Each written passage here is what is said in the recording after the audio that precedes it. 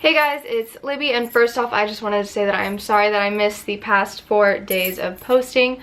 Life has been crazy and I just couldn't film and stuff, so yeah. But I am here now, and so let us get started on talking about my dermal piercings. First off, I want to show them to you up close.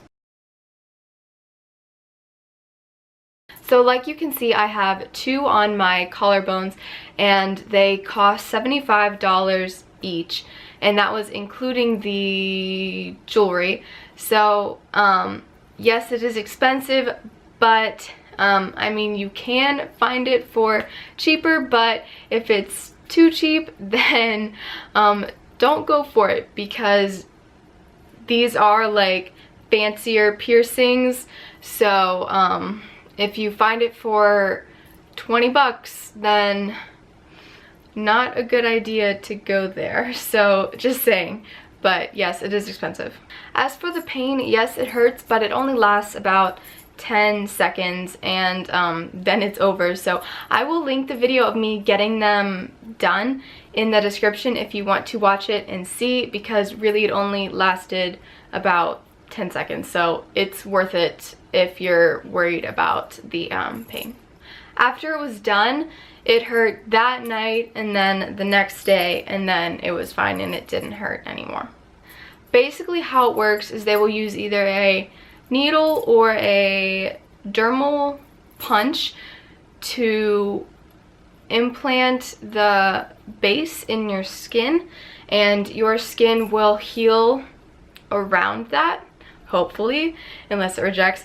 But and then they, like, I think maybe screw in the jewelry top, which is like the little diamond or whatever you pick.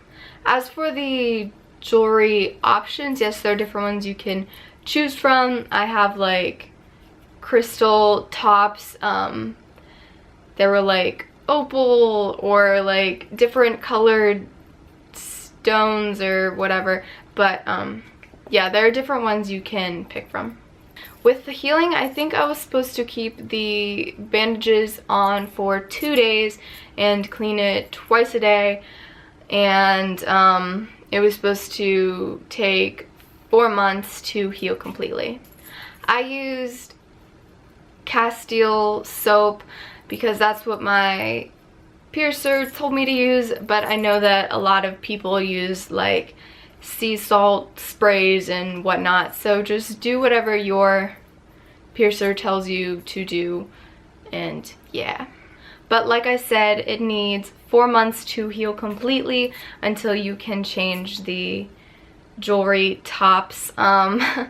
So it's been 4 months for me, I think actually 5 now, but so I could change it, but I looked at videos on YouTube on how you change it, and you need like pliers, and it seems a little bit scary, so I'm not really thinking I'm going to change it. My piercer said she would change it for me, but honestly I like the crystals, so I'm just gonna keep them. If you want to see how you change it, go ahead and watch a video about that, but I will not be showing you. But moving on, I want to tell you guys about some of the dangers with these piercings. Obviously it depends where you pierce it, what problems you could have. For me, with them on my collarbones, I had to worry about loofahs and seat belts, and also towels and bra straps for me. But if you get it on your face or on your wrist, then you could have different problems. So just think about, what does it touch a lot, and I don't know, you just have to really think about it to figure out what could be a problem, or your piercer should tell you a few things, hopefully.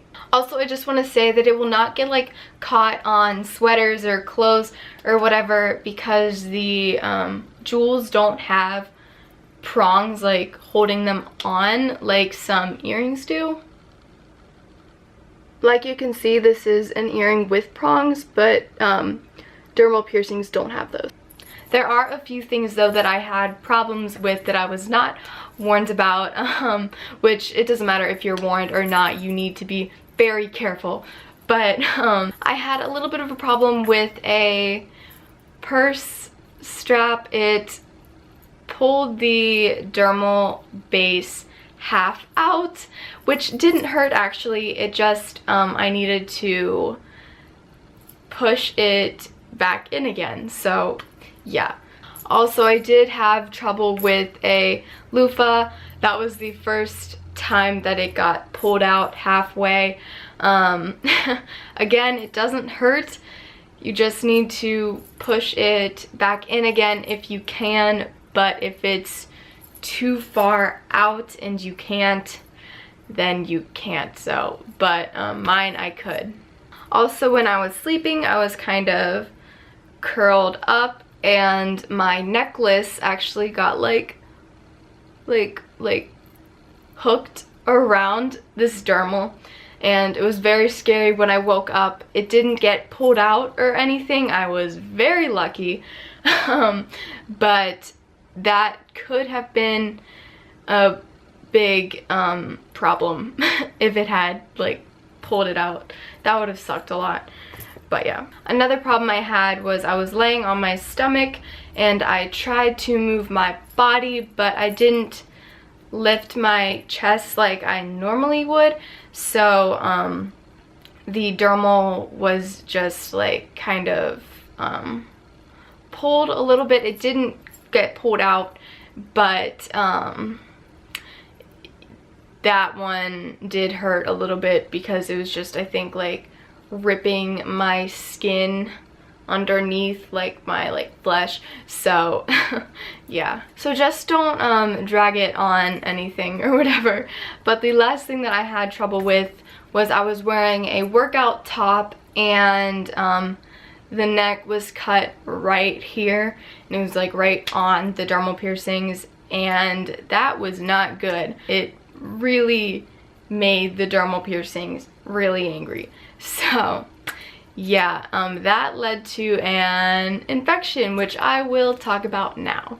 These piercings have been infected 2 times, I think, maybe 3, and each time it was infected, I couldn't fix it by just cleaning it. That did not heal it. I had to go to the doctor, and well, it was just the doctor in like CVS, but I had to go there and they gave me an antibiotic. So the first time I went to the doctor, they gave me pills, and then the second time I went, they gave me pills and a cream that were both like antibiotics. So I was a little bit worried about using a cream like a topical, because I didn't want to like clog it up or whatever, but it was fine. I just like cleaned it as well, of course, obviously. But yeah, so after like a week or whatever, whenever the antibiotics were finished, the piercings were healed again. So yeah. But if they do get infected, and if they like fill up with pus, very, very, very carefully like press around the dermal, like just like with your fingertips, just like pushing like that, and push out all of the pus. It is gross, I know, but it needs to be done. It needs to happen. So yeah, because if you don't, the first time that it happened and I didn't know what was happening or what to do, my dermal like went under my skin because the skin was so like filled up and swollen and stuff with pus. So yes, gross, I know, but it happens. So yeah, just push it out and then clean it, and just be careful. And if it's not healing, then go to the doctor and get an antibiotic. Now I want to talk about rejecting, and that is when your body does not accept the piercing and it just pushes it out and you can't stop it. Thankfully that did not happen to me. I thought it was going to a few times, but it didn't. So yeah, if you want to know what it will look like when it's rejecting, just search for that on the internet. I'm not going to really explain that because I don't know how, like, it's just easier to look at it in a picture. So yeah, but if it's happening, from what I've heard, you can't fix it. So yeah. So like you guys know, I accidentally pulled out the dermal piercing halfway a few times, which is bad, obviously, but when you push it back in again, you're supposed to wear a Band-Aid for 24 hours, I think, just a day, and then it should be good again. But because I didn't do the best job taking care of these piercings, it was kind of a learning experience, I would say. They did not heal perfectly, and what I mean by that is that sometimes they're not as like flat to my chest as I want them to be.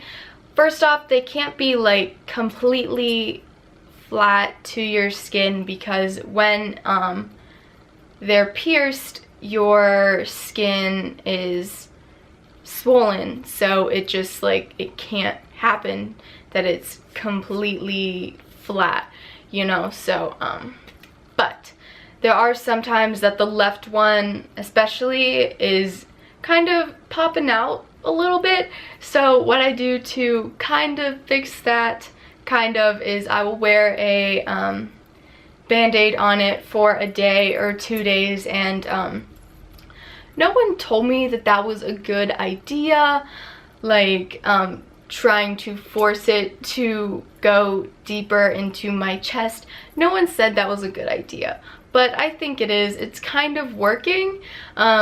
I need to do it like again and again and again sometimes, but it actually does go deeper into my skin. So yeah, I'm hoping that one day it will just stay there. But so really, I just want you guys to know that even if it starts to come out a little bit, it might not be rejecting. If it's red and infected and coming out, yeah, it's probably rejecting. But if you've been like messing it up a little bit and it's coming out, it might be fine. You might be able to save it, so like I've been doing. So yeah. And the one last thing that I want to mention is that my piercer said that it would last for 5 to 9 years and then it will come out. Like, dermal piercings are not forever, they will come out eventually, but 5 to 9 years is a good time, I think. So yeah, if you want it out before that, you might be able to pull it out yourself. You might be able to go to your piercer and they pull it out, or you might have to go to a doctor and they take it out with a small surgery. You could just take off the jewelry top and then just be left with a really, really small metal circle in your skin. But yeah, but I think that that's all I have to talk about. So yes, it was worth it, and I think that the only problem I have with these piercings, like today and every day, is that when my chest or the piercings itch, I have to be like so careful and like look down at them and like itch around it, and it's really annoying because sometimes I just want to be able to itch my chest like I want to, but I can't. So That's the worst problem I have with them, really, besides when they get infected or whatever. Yeah, so that is all I have to say. I hope that I answered your guys' questions, and if you have any more questions, feel free to leave them down in the comments and I will be answering them. So yeah, thank you guys so much for watching, and yeah, bye.